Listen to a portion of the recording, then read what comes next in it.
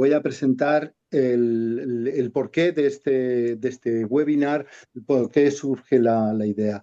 Bueno, lo hemos titulado Miedo a volar o claves para perderlo y disfrutar de un vuelo agradable. De que viene de la observación de nuestros pasajeros, que veíamos como un gran número de pasajeros pues se encontraba intranquilo a la hora de volar. Algunos estaban intranquilos y tenían miedo. Entonces investigamos, le preguntamos a nuestra tripulación y decían, sí, evidentemente hay gente que lo pasa bastante mal. Y seguimos un poco investigando y dimos con dos cifras casi alarmantes. Y es que hasta un 30% del pasaje de un avión experimenta algún tipo de miedo o malestar al volar y que entre un 5 y un 8% ese malestar se convierte en pánico. Entonces, nosotros como aerolínea en Air Horizon, pues bueno, estamos comprometidos sin ninguna duda por la seguridad.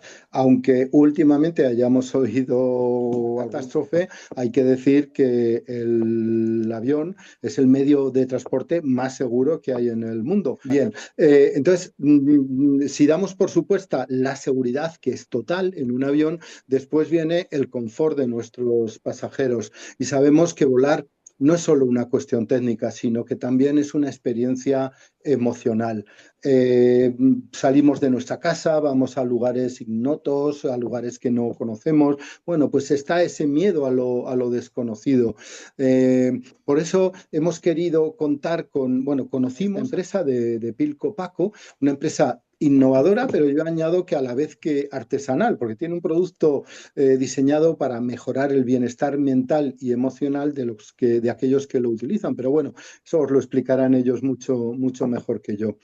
Bueno, hoy vamos a estar acompañados del equipo, del fantástico equipo y muy profesional de Pilco Paco, para compartir estrategias y herramientas que pueden marcar la diferencia a la hora de afrontar un vuelo con toda tranquilidad. El objetivo de este webinar, ofrecer claves prácticas. Intentamos que de aquí os vayáis pues con menos miedo a volar, que estéis seguros de que ese miedo se puede convertir en placer.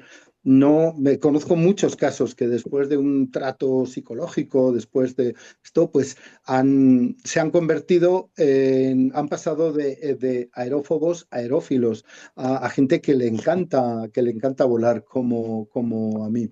Bueno, intentamos que esa experiencia pues se convierta en un momento de disfrute, de descubrimiento e incluso, pues como os decía, en mi caso, de auténtica pasión. Bueno, pues sin más, voy a dar paso a nuestros ponentes. Bienvenidos a todos y que disfrutéis muchísimo de este webinar.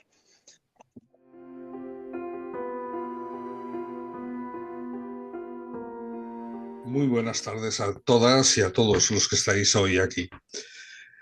A mí me toca un poco iniciar la explicación de lo que es el miedo a volar.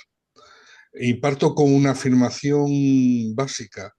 Aunque estamos acostumbrados a escuchar que el ser humano es un ser racional, yo voy a partir de la afirmación de que el ser humano es un ser emocional.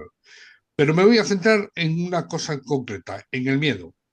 El miedo es una emoción natural que nos protege, repito, que nos protege del peligro real o imaginario. Repito, es una emoción natural que nos protege de un peligro real o imaginario. Sin embargo, cuando ese miedo se convierte en desproporcionado o inapropiado, a veces, puede llevar a un trastorno, y es el trastorno de ansiedad. También nos puede llevar a otros problemas, pero vamos a centrarnos un poquito más. El miedo es cuando sentimos que algo malo nos podría pasar, pero no estamos seguros si es real o es imaginado. Pero ¿qué ocurre cuando el miedo se convierte en una preocupación constante? Ahí entra en juego la ansiedad. Podemos tener miedo a algo no controlable. Por ejemplo, el miedo a volar puede surgir debido a sentimientos de estar en manos del destino o de la incertidumbre. El miedo también puede estar condicionado por la imaginación. una imaginación descontrolada puede generar miedos intensos e irracionables. Podemos tener miedo a algo no controlable. El miedo también puede estar condicionado por la sociedad, por los medios de comunicación, por las noticias sobre accidentes aéreos. Todo eso puede contribuir en un momento determinado. Eso y muchas más cosas, ¿eh? Bien, hemos hablado de la ansiedad y hemos hablado del miedo. Y entonces me diréis, ¿y qué es una fobia? Pues una fobia no es otra cosa que un miedo intenso e irracional y desproporcionado hacia algo en particular como un objeto, una situación o incluso un animal. Acordaros que una de las fobias que más extendida está es la aracnofobia, el miedo a las arañas. Aunque sepas que una arañita pequeña no te va a hacer nada, puedes sentir un pánico incontrolable al verla. ¿Qué tipos de fobias nos encontramos? Nos encontramos con fobias específicas, que son trastornos de ansiedad que se caracterizan por una respuesta excesiva a un estímulo específico, como por ejemplo el miedo al agua o el miedo a las alturas. Y el trastorno de pánico es un tipo de ansiedad que se caracteriza por ataques espontáneos de miedo intenso y repentino. ¿Y el miedo a volar? Bueno, pues aquí tengo que deciros una cosa. Primero, como trastorno específico en los manuales de diagnóstico de salud mental, no existe miedo a volar como una fobia. Sí que se puede hablar de una fobia viática, como puede ser por un trastorno de ansiedad debido a experiencias traumáticas relacionadas con vuelos o con accidentes aéreos o lo que hablábamos antes. Por eso hablamos fundamentalmente de miedo a volar, que es un trastorno de ansiedad aguda que se caracteriza por una reacción intensa y persistente del miedo a volar en aviones. Y ello puede ser desencadenado, como dijimos antes, por muchas cuestiones.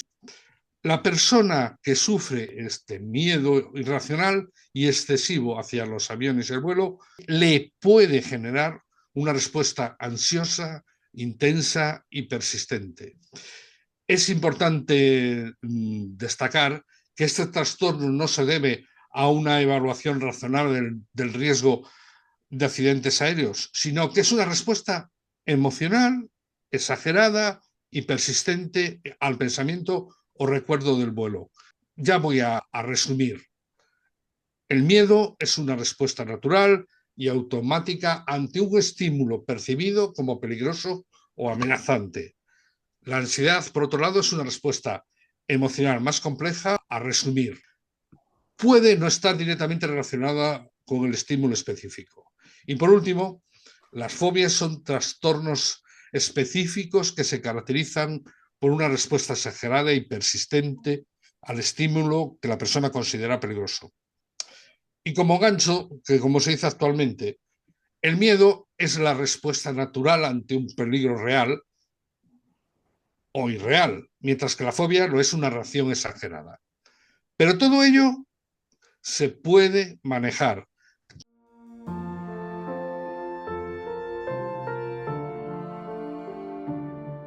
Que la mayoría de los que os habéis apuntado a este webinar pues tenéis miedo a volar o al menos habéis sentido cierta incomodidad cuando subís a un avión y esto es completamente normal, como han comentado antes mis compañeros. Y un poquito para puntualizar y seguir el hilo de Luis, pues quiero deciros algo antes de empezar con el contenido técnico. Y bueno, es un poco reforzar ese concepto de que la mayoría de los miedos vienen de lo desconocido. Es decir, que cuando no sabemos cómo algo funciona, pues nuestra mente comienza a llenar esos vacíos con ideas catastróficas. Así que hoy me voy a encargar de desmontar algunos de esos mitos y vamos a entender por qué volar es porque es una de ellas, una de las formas más seguras de viajar. Pero la probabilidad de que ocurra un accidente grave en un vuelo comercial es de 1 entre 11 millones de vuelos. Imaginad la cantidad de vuelos y de pasajeros que hay y no ocurre ningún incidente. Cada día despegan y aterrizan alrededor de 100.000 aviones en todo el mundo, transportando a millones de personas de manera segura.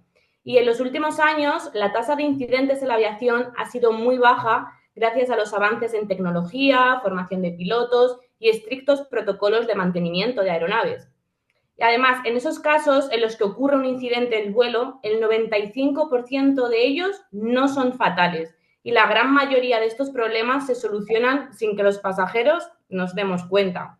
Entonces, bueno, os podéis preguntar, ¿y por qué es tan seguro volar? Pues bueno, hay varios condicionantes, aunque podría estar hablando horas de este tema, voy a intentar resumirlo lo máximo posible. El factor fundamental es que los pilotos están ultra entrenados.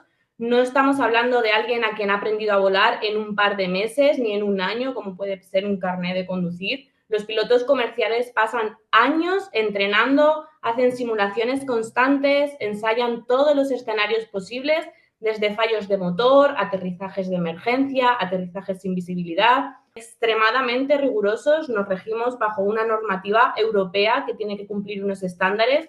Se hacen revisiones constantes, todos los aviones comerciales tienen que tener un programa de mantenimiento aprobado por la autoridad y hay pruebas de seguridad en cada parte de avión y cualquier pieza que pueda desgastarse se cambia mucho antes de que pueda fallar. Y para entenderlo un poquito mejor, pues vamos a ver cómo funciona un avión realmente. Mucha gente, al ver un avión, lo más impresionante y lo que nos llama la atención que son los motores. Entonces, normalmente creemos que los aviones se sostienen gracias a los motores, pero esto no es así del todo. Voy a intentar resumir muy brevemente cómo funciona un avión, aunque estos son años de estudio, y al final el verdadero truco de la aviación se llama un fenómeno que es sustentación. Esto ocurre gracias a la forma de las alas. Cuando un avión avanza, el aire fluye mucho más rápido por la parte superior del ala que por la parte inferior, lo que crea una presión diferente que hace que literalmente el avión se levante. Entonces ahora vamos a hablar de los motores. Un avión comercial tiene motores que son auténticas bestias de la ingeniería, pero lo más importante no es la potencia, sino su redundancia.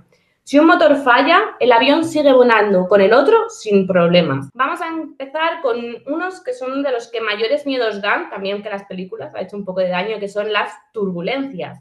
Al final, normalmente, quien volamos y sentimos turbulencias, hemos pensado, madre mía, algo va mal. Pero no. Las turbulencias, al final, por hacer un símil de nuestro día a día, pues son como los baches en la carretera o las olas en el mar. Al final son simples movimientos de aire que pueden ser provocados pues, por cambios de temperatura, vientos o corrientes en la atmósfera. Los aviones están diseñados para soportar estas turbulencias sin problema, incluso muy severas. Por eso también pues, nos suelen avisar cuando pasamos por una zona de turbulencia, la tripulación es, hoy estamos pasando por esta zona, por favor, sentados y abrochaos el cinturón. Ahí, por favor, pues haced caso. Y normalmente esto lo digo porque los pilotos saben de antemano por qué zona está pasando el avión y en qué zonas hay turbulencias, porque al final están previstas en un plan de vuelo. Y aunque al final estas situaciones puedan sentirse incómodas, las turbulencias no suelen ser peligrosas en absoluto. Otro fenómeno que asusta bastante son las tormentas y los rayos. Esto asusta mucho. Pero la realidad es que los aviones, aunque suene raro, están preparados para recibir impactos de rayos. De hecho, os voy a dar un dato que en cada avión comercial es alcanzado por promedio más o menos una vez al año por un rayo. Esto indica cómo están preparados. El fuselaje, que es la carcasa del avión, está diseñado para que la electricidad, cuando el rayo atraviesa el avión, fluya por el exterior y no afecte a los sistemas internos. Y la electrónica que compone este avión pues está protegida contra sobrecargas. Entonces, al final, los rayos pues tampoco representan un riesgo como tal real. Y ya por último, hoy quiero hablar de los aterrizajes de emergencia. Ya de por sí la palabra emergencia, cuando nos dicen desde la tripulación que se va a producir uno, asusta mucho.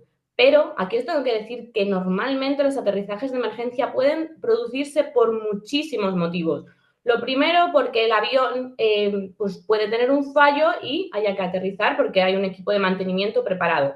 Pero normalmente lo que suele ocurrir es que el aeropuerto a lo mejor tiene una situación de baja visibilidad y no se puede aterrizar y tengamos que buscar otro aeropuerto complementario de destino. Es decir, que no siempre es porque el avión está teniendo ningún fallo técnico, sino porque hay unas condiciones alrededor que se produzcan. También a veces es habitual que a lo mejor un pasajero necesita asistencia médica y que no se llega a destino. Entonces, por este motivo también suelen producirse aterrizajes de emergencia. Entonces, bueno, muy resumidamente, al final, como podéis ver, pues la aviación no es un juego de azar y todo está calculado, probado y entrenado al milímetro para garantizar la seguridad de cada vuelo. Así que, bueno, mi consejo es que la próxima vez que subáis un avión y sintáis ese miedo, recordéis esto, que el avión está diseñado para cuidaros y normalmente hay detrás un equipo altamente capacitado asegurándose de que todo salga bien.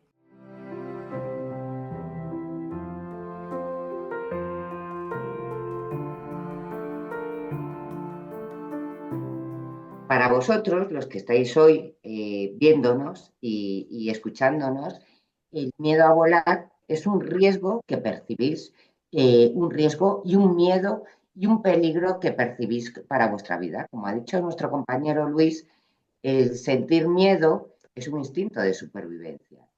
¿Qué tenemos que hacer? Tratar de gestionar estas emociones a través de determinadas herramientas.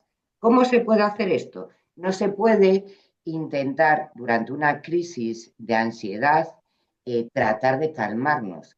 Para poder hacer esto, lo primero que tenemos que hacer es entrenamientos y conocer cómo funciona nuestro cuerpo en ese momento que nuestra mente percibe un riesgo, sea o no real o imaginado, con pensamientos negativos lo estamos agudizando. Entonces es muy importante cómo nuestro cuerpo se está preparando para afrontar ese peligro que percibe. Nosotros estamos desarrollando metodologías que se tienen que entrenar basadas en respiración. ¿Y cómo lo hacemos? A través de una herramienta física y que podemos utilizar el olfato. ¿Por qué hacemos esto y el tacto? ¿Por qué? Porque es mucho más fácil asociar luego estados de calma de un arma a olores, al tacto, a una herramienta visual y poderla utilizar en un momento que percibamos que estamos sintiendo un miedo y que podemos tener una crisis de ansiedad. Esto es lo que se puede hacer para gestionar esas situaciones. Entonces, también está en cada uno de nosotros tomar medidas para en los momentos que sabemos que vamos a vivir estados de miedo y ansiedad que nos descontrolamos, pues es bueno que entrenemos y tomemos medidas para solucionar estos problemas.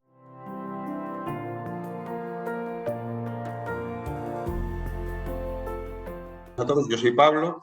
Mi intención es poder aportar pues, en este webinar pues, quizá unas estrategias y unas herramientas a ser posible lo más sencillas posible para afrontar pues, esos miedos, esas dificultades o esas preocupaciones en torno al miedo a volar, que ya no, a veces incluso no tiene que ver con el vuelo, sino pues, con estar encerrados, con pasar por el detector de metales, ¿no? Pueden ser muchas cosas y hay muchas variantes dependiendo de las personas. Mi intención es que conozcáis los mecanismos de acción, cómo actúa el cuerpo cuando entra en esos estados bueno, pues de lucha y huida, ¿no? Y de la misma manera, cómo poder desmontarlos o hackearlos y neuromodularlos, ¿no? Porque al final son una serie de neurotransmisores y de hormonas que andan por ahí bailando, que son las que nos desregulan, digamos, ¿no? Para eso es importante, igual que Esther nos explicó el conocimiento del avión, ¿no? Pues es indispensable conocer vuestra anatomía y, si es posible, algo de neurofisiología, ¿no? Porque el conocer nos va a ayudar a ya calmarnos, ¿no? Entonces, me parece interesante que conozcáis, pues, por ejemplo, que el cuerpo necesita que tengamos un equilibrio entre el oxígeno y el dióxido de carbono, ¿no? Cuando yo estoy en un estado alterado, lo que hago es hiperventilar, respiro más veces, ¿no? Y lo que hago es aumentar la cantidad de oxígeno y menos la de CO2. Entonces se produce un desequilibrio. En ese ataque de ansiedad, lo de respirar por una bolsa, que lo que haces cuando respiras en una bolsa es tragarte tu propio dióxido de carbono. Entonces esos gases se equilibran. Y entonces esa respuesta a esa ansiedad pues baja, ¿no? Entonces, lo importante es entrenar la tolerancia al CO2. Eso lo vamos a conseguir con técnicas de respiración y apnea, que después explicaremos. Es que nosotros tenemos un jefe, ¿no?, en el cerebro, el hipotálamo y la hipófisis, que son las que mandan unos neurotransmisores. Os voy a decir algunas de las más conocidas, pero son la serotonina, la endorfina o la oxitocina. Son hormonas, pues, de la felicidad, del estar bien, del me encuentro bien. También segregamos otras hormonas, que son las que nos llevan por el otro lado, pero a mí las que me interesan son las que nos hacen estar, pues, en un buen estado, ¿no? Entonces, ese director general, lo que necesitamos es que nos chorree con todos esos neurotransmisores y tenemos que lograrlo. Lo mismo va a suceder, ahora os explico, porque todo esto está unido unas cosas con las otras. Y después hay, pues, por ejemplo, unas glándulas suprarrenales, que son como unas boinas que están encima de los riñones, ¿no? Y esas boinas segregan unas sustancias que una se llama cortisol, que es la hormona del estrés, ¿no?, que suelta adrenalina y noradrenalina. Pero también segrega una hormona que se llama acetilcolina y que nos relaja. Bueno, hay un nervio intracraneal dentro de la cabeza, que es el nervio vago, de los 12 pares que hay. Bueno, pues es uno de los pocos que sale del cráneo. Es el nervio más largo, intracraneal, baja por el cuello, enerva los pulmones, el corazón, el páncreas, el bazo, el hígado, el estómago, intestino grueso, intestino delgado, bajo vientre. Quizá lo conocéis más cuando tenemos una reacción vagal. La reacción vagal lo que hace es una sudoración de manos, nos hace ir al baño, entre otras cosas, nos acelera el corazón. De todos es conocido, cuando vemos una película de miedo decimos me cago de miedo. Eso lo hace el nervio vago. Ante una emoción hay una respuesta fisiológica, ¿no? Entonces ese nervio, de la misma manera que consigue eso, también el nervio vago es el responsable de que nuestro sistema nervioso parasimpático, que es el que nos lleva a la calma, funcione. Está el simpático y el parasimpático. Nosotros tenemos que hacer funcionar el parasimpático, que es el que nos relaja, el que nos calma. ¿Cómo vamos a conseguir todo eso? Pues bueno, ahí lo va. Hay un músculo en el medio del cuerpo que se llama diafragma en forma de cúpula, que divide lo que son los pulmones de las vísceras. El diafragma, cuando cogemos aire, baja, es el músculo inspiratorio y expiratorio por antonomasia, el 70-80% de la respiración lo hace el diafragma. Este bombeo, si nosotros lo practicamos y tenemos un diafragma fuerte, lo que va a hacer es masajear el nervio vago, y si lo masajea, porque el nervio vago pasa por en medio de él, si lo masajea, lo que hace es relajarlo, y entonces hace que nuestro sistema nervioso parasimpático empiece a funcionar y nos calme. Lo que hace es derrumbar ese castillo de nerviosismo, vamos a decirlo de una manera. Entonces, diafragma obligatorio que se mueva.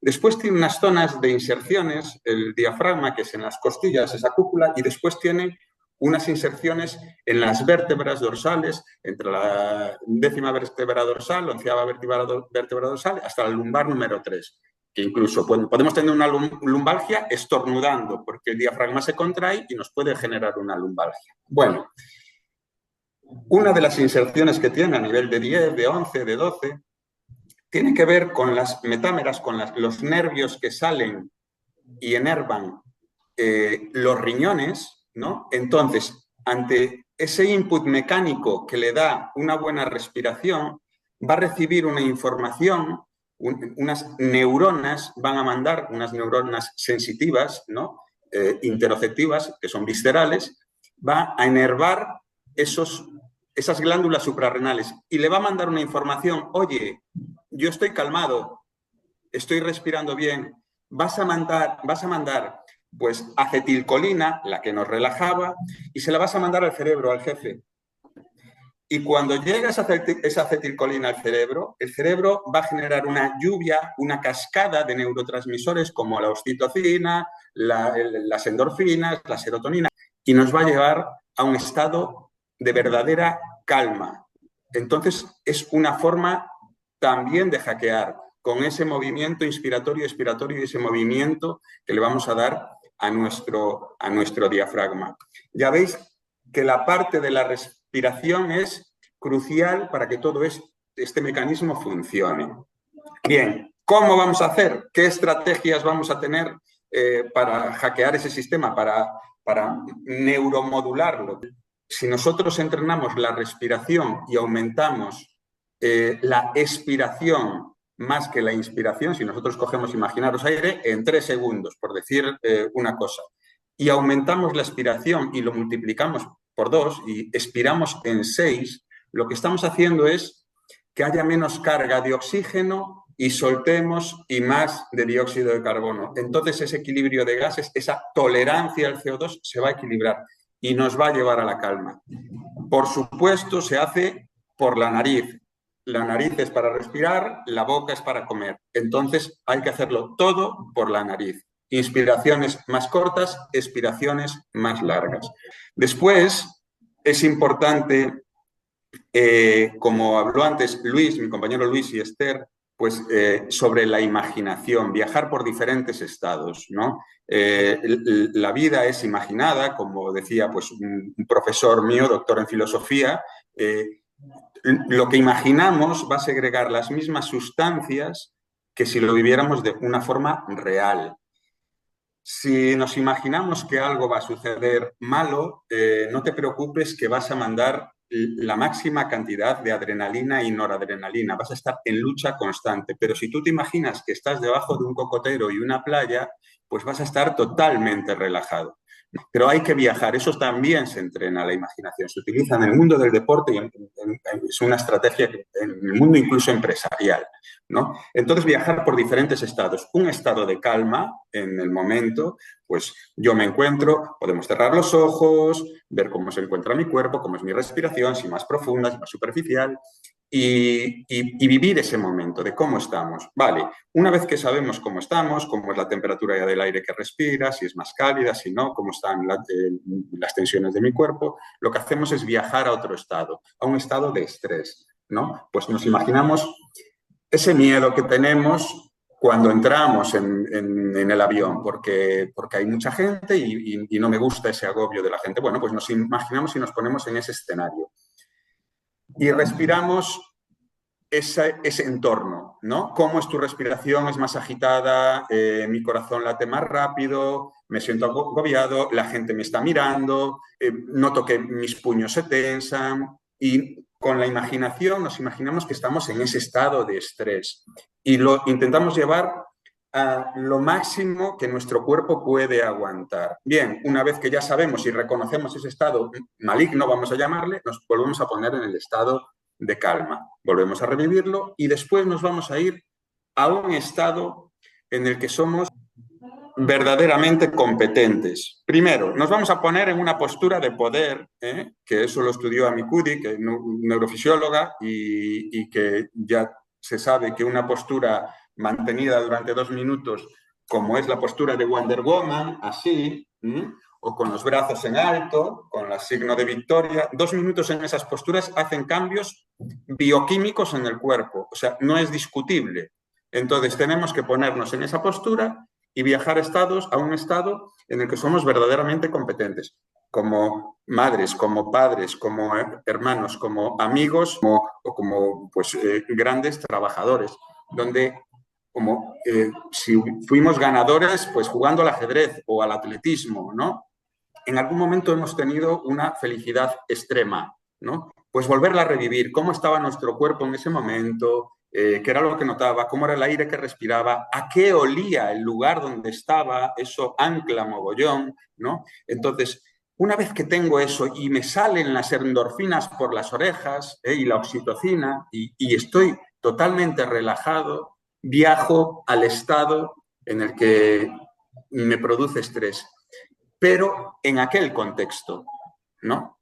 Y todo cambia y se desmorona el castillo. Eso es un poco, pues, otro de los trabajos que hay que hacer. También es cierto que si entramos en ese momento de estrés en la aeronave y nos acompañan, es mejor. Y si nos acompañan con el tacto y nos tocan la espalda, por ejemplo, hay una serie de neuronas sensitivas, las esteroceptivas, que están en la piel.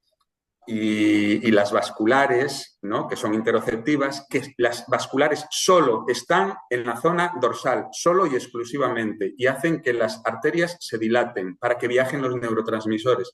Si alguien nos toca la espalda y nos frota de forma circular y nos dice, tranquilo, que aquí estoy yo y te acompaño. Si nos empuja, no, pero si nos acompañan y nos tocan, el cuerpo se relaja, más lo aprendido anteriormente, más la utilización del pilcopaco, más la respiración, y todo eso suma. Y es un tema de entrenar. Hay que remangarse y ponerse. Nadie va, se lo comentaba el otro día en una webinar, nadie va a entrenar por nosotros, nadie va a cuidar la alimentación por nosotros, nadie va a leer un libro por ti. Hay que remangarse y hacer para que estas cosas pues no sucedan. Poco más tengo que decir. Ahora vais a conocer, bueno, su postura lo dice todo, entre otras cosas que están dentro de su universo, es el control y la fluctuación rítmica de las mareas y la eclíptica del Sol. Os presento a Cecilio, un verdadero crack. Hasta luego.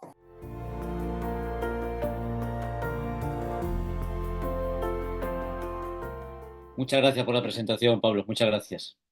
Pero como buen gallego eres exagerado, yo también soy gallego por ahí.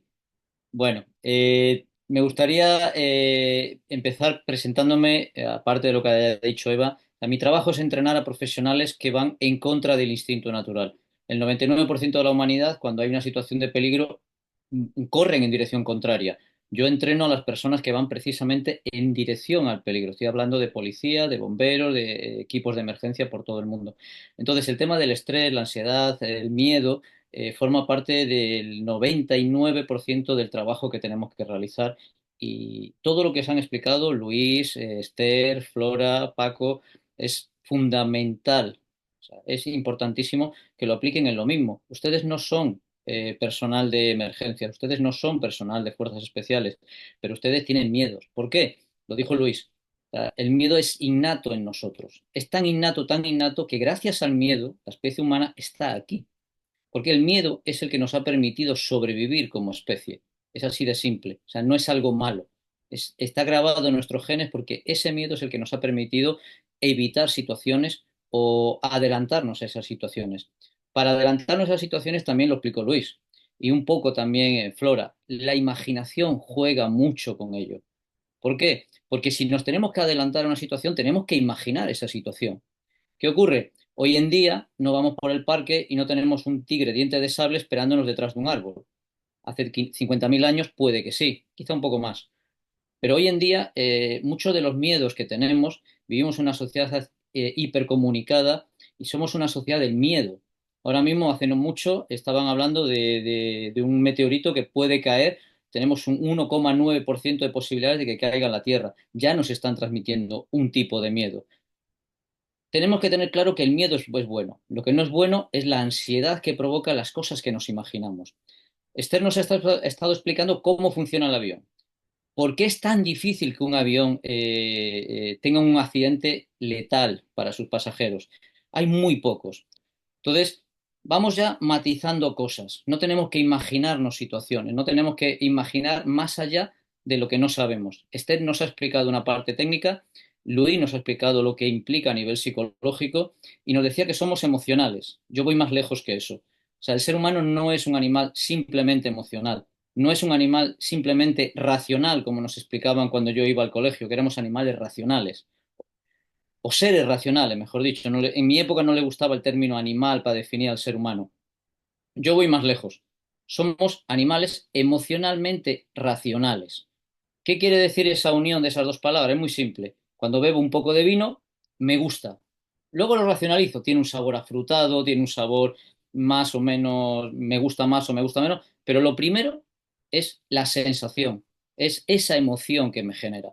En un vuelo, como dijo Luis también, no existe una fobia específica a volar, pero existe una suma de fobias, que pueden ser la claustrofobia, pueden ser la aglomeración de gente, pueden ser los controles que nos obligan a pasar, puede ser también la pérdida de control porque el avión no lo llevo yo, la altura en un momento dado, aunque esa es menos probable.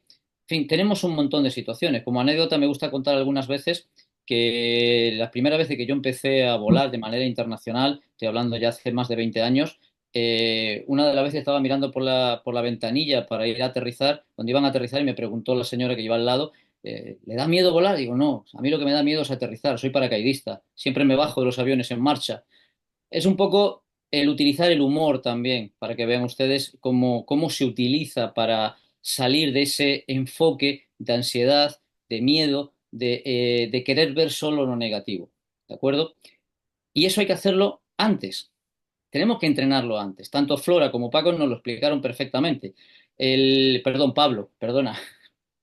El, yo lo defino en las prácticas, en los entrenamientos, en las conferencias que imparto, como el A, D y D. Antes, durante y después. Antes es cuando hay que hacerlo todo. Tenemos que practicarlo, tenemos que entrenarlo, tenemos que utilizar la psicología deportiva que nos dijo Pablo por una cuestión muy, muy clara. Tenemos que vernos en esa situación. Nadie aprende técnicas nuevas en mitad de una crisis. Es imposible aplicar algo que no he practicado en mitad de una crisis. Es así de simple. Si ya estoy en el avión y no he practicado nada, no puedo pretender poner en práctica lo que me han enseñado en este webinar. Es imposible. Tengo que practicarlo antes. Tengo que tener ese preentrenamiento. Tengo que saber lo que voy a sentir. Si ustedes a lo mejor ya han subido a un avión o tienen miedo sin haberse subido a él, busquen sensaciones, emociones de miedo real que hayan tenido en algún momento. Por suerte o por desgracia, todos hemos pasado por ellas. Métanla en su visualización y utilicen esas técnicas de visualización que perfectamente nos ha explicado Pablo para sacarlas adelante, para sacar su práctica adelante. Aprendan de ella, aprendan a enfocarse en esas sensaciones y luego aprendan a utilizar las técnicas para en ese entrenamiento, en su zona segura, en su casa, en el sillón de su casa, lo practiquen de tal manera como si estuvieran en el avión y verán que funciona. Cuando luego vayan al avión, pónganlo en práctica porque es simplemente lo que ya han entrenado, ponerlo sacar la obra de teatro al escenario. Lo hemos entrenado en casa, lo hemos ensayado en casa y saco esa obra de teatro. Tengo la obra de teatro y al final, en el después, es muy sencillo. Saco lecciones aprendidas. Esto lo tengo que corregir, esto lo tengo que mejorar, esto lo tengo que perfeccionar y lo más importante, y eso lo digo también a personal de fuerzas especiales, es colgarnos las medallas. Esto lo he hecho bien, esto me ha salido bien, he podido controlarme, colocar esas medallas, esos premios de lo bien que he hecho algo. Tenemos que tener en cuenta algo muy, muy importante. Hay que aprender a focalizar.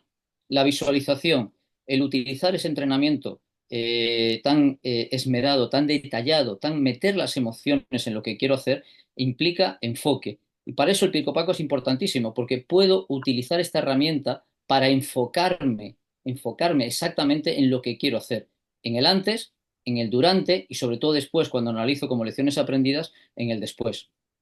Básicamente, si se dan cuenta, yo he tenido la parte más fácil. He hecho un resumen de lo que han hecho nuestros expertos. Lo he metido todo en un solo paquete y lo he hecho de una manera bastante manejable para todos ustedes.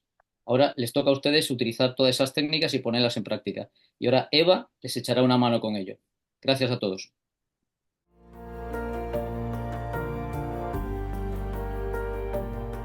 Bueno, muchas gracias a todos. Javier también.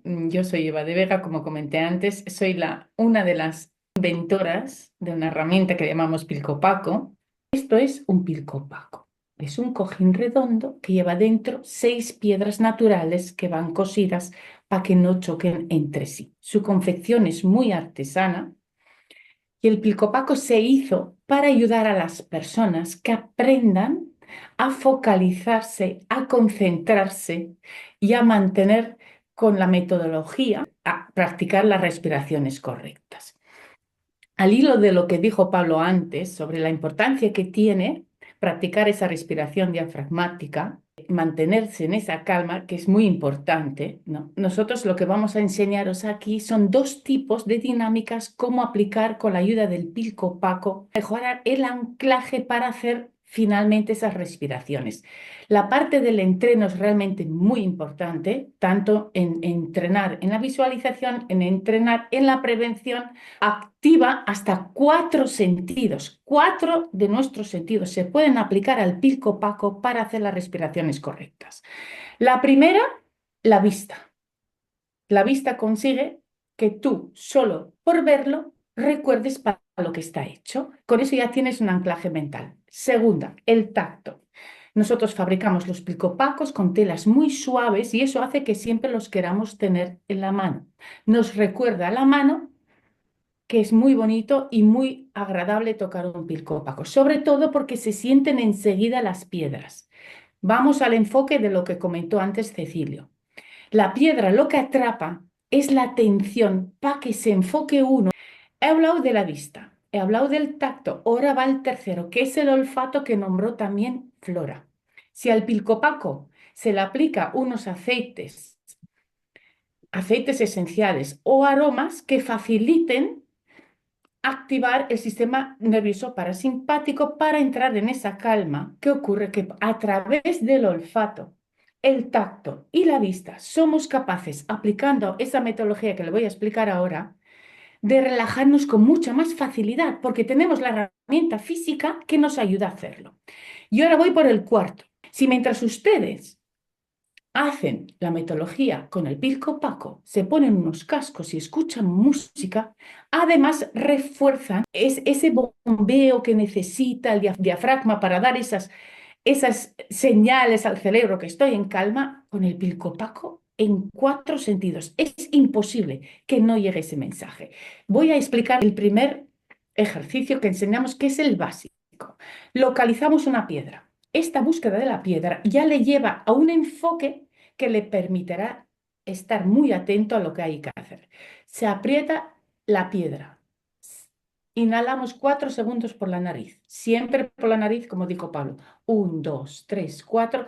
Pulsamos la piedra y luego soltamos la piedra y exhalamos lentamente 6 segundos por la nariz. Vamos a la siguiente piedra. Mantenemos el foco, ¿correcto? Entonces, este foco es el que consigue que haga la segunda respiración. Inhalando 1, 2, 3, 4, exhalando y centrándose en el recorrido de la exhalación hasta que llegue al diafragma.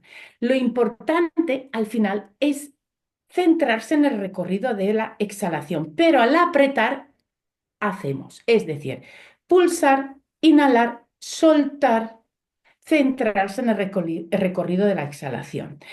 Esta es la metodología básica. Como tiene 6 piedras, uno puede estar yendo piedra por piedra. ¿Qué ocurre a partir de 6 ciclos de respiración? Que una persona ya es capaz de entrar en una calma. Incluso lo puede lograr bastante antes, siempre que haya entrenado lo suficiente.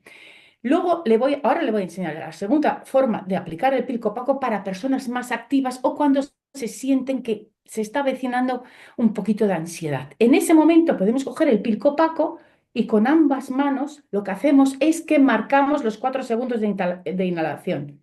1, 2, 3, 4 y soltamos lentamente todas las piedras mientras nos centramos en el recorrido de la exhalación. ¿Cuál es la diferencia de apretarlo marcando los ritmos o no? Que aumentamos la capacidad de atención a las piedras y que son las que al final atrapan a cada persona para centrarse y conseguir esa relajación. Pilco Paco, por eso Pilco Paco es una herramienta psicopedagógica y por eso se le llama Pilco Paco 4.0, porque es nuestra herramienta innovadora con la que las personas podemos activar hasta 4 sentidos para mejorar nuestra calidad de vida. Imagínense un Pilco Paco en el avión en un momento de agobio. Es que les soluciona muchísimo lo que es por lo menos mantener el equilibrio emocional. No siempre tenemos a alguien, Pablo, que nos frote la espalda, así que siempre será bueno ambas cosas, por supuesto, pero el tener un Pilco Paco en momentos precisos puede calmar muchísimo ese estrés emocional, esa ansiedad. Y lo pueden llevar ustedes siempre encima, puede viajar por todo el mundo y cuando lo necesiten, ahí está preparado para ayudar. Como le decimos a los más pequeños, respira y piensa.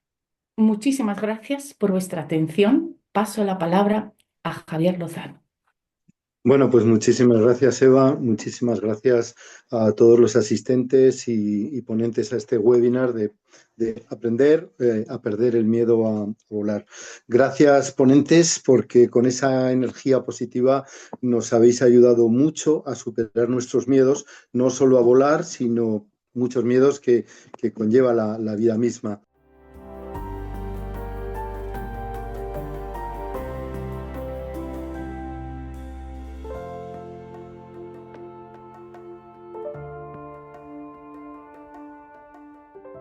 Y bueno, con esto hemos abrazado la aventura y nos habéis hecho visualizar un futuro de bienestar muy prometedor. Os invito a suscribiros, si aún no lo estáis, a nuestro club de viajeros de Vive Volando, una iniciativa de Air Horizon, en la que los socios encontraréis no solo descuentos exclusivos en los vuelos de Air Horizon, sino también sorteos, guías de viaje, encuentros con otros viajeros, prioridad en las reservas y, por supuesto, acceso a webinars y charlas online tan interesantes como la que hemos disfrutado hoy.